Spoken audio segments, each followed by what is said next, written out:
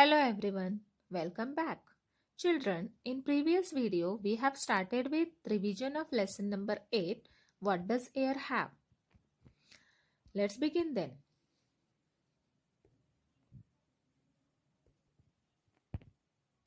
Children, till now we have learnt that air is mixture of many gases like oxygen, carbon dioxide, hydrogen, nitrogen, and oxygen is very necessary for all living beings as it is used for breathing.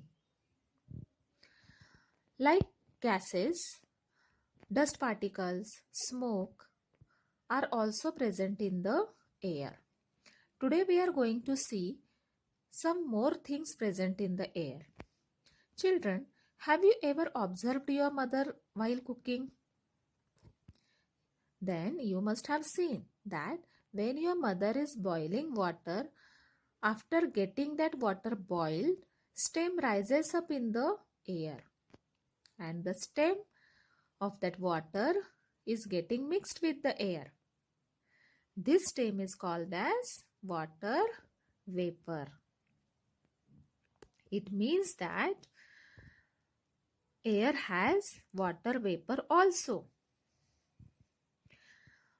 Now, when air is getting heated, it rises up in the air because the weight of the hot air is less than the weight of cold air. So, steam is rising up in the air. This feature of the air is helpful for hot air balloons to rise up high in the sky. Hot air balloon is an aircraft which can be lifted by hitting the air inside the balloon, usually with fire. So, this means that hot air will rise up or float when there is cold air around it, and this feature of air is very helpful for many machines. Do you know, children, the heat of the sun keeps changing water in lakes, rivers and seas to water vapor, which mixes with air and becomes a part of it.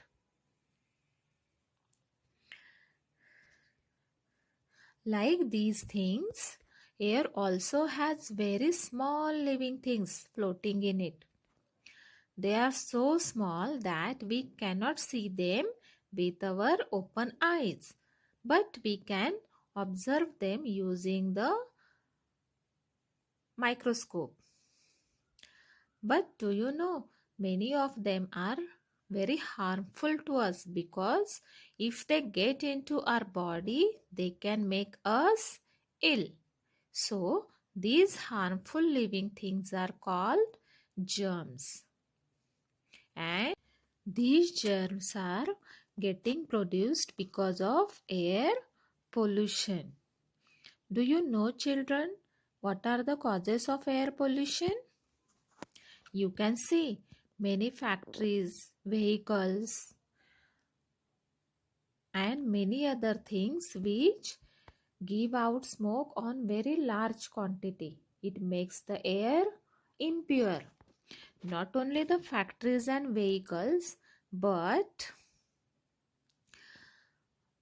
things like fossil fuels, burning of wood, paper, coal will make the air impure because these things gives out smoke after burning them. The most important reason behind it is cutting of trees. We cut trees to get wood and land. But when we cut the trees, it is harming nature because, as I told you, plants give out oxygen on very large quantity which makes the air pure and fresh. So we should not cut the trees because they are very helpful to keep the air clean and pure. So in this picture you can see the reasons of air pollution. So we should try to avoid doing these things. To reduce air pollution, we can take some preventive measures. Like whenever it is possible, we can go on bicycle to nearby places. Yes, it will keep air fresh because as you know, bicycle doesn't need any fuel. Then we can plant more and more trees so that they will absorb carbon dioxide from the air and give out oxygen on large quantity to keep the air clean and fresh.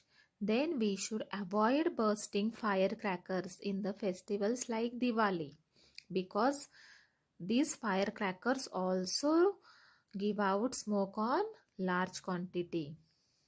Then we can make more use of public transport whenever it is possible, and we should service our private vehicles on regular basis.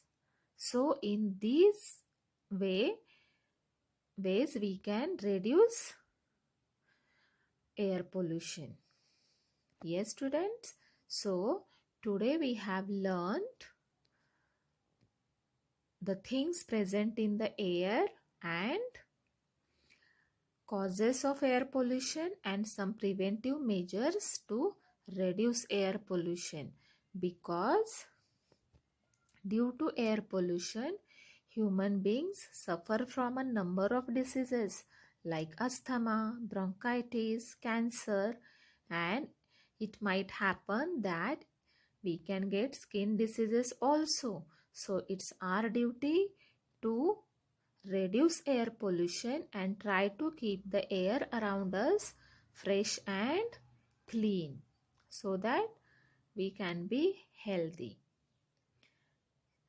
So students, I hope you all must have understood about air pollution causes and preventive measures for it. So in the next video, we will revise lesson number 9, that is water. Till then, thank you and bye bye.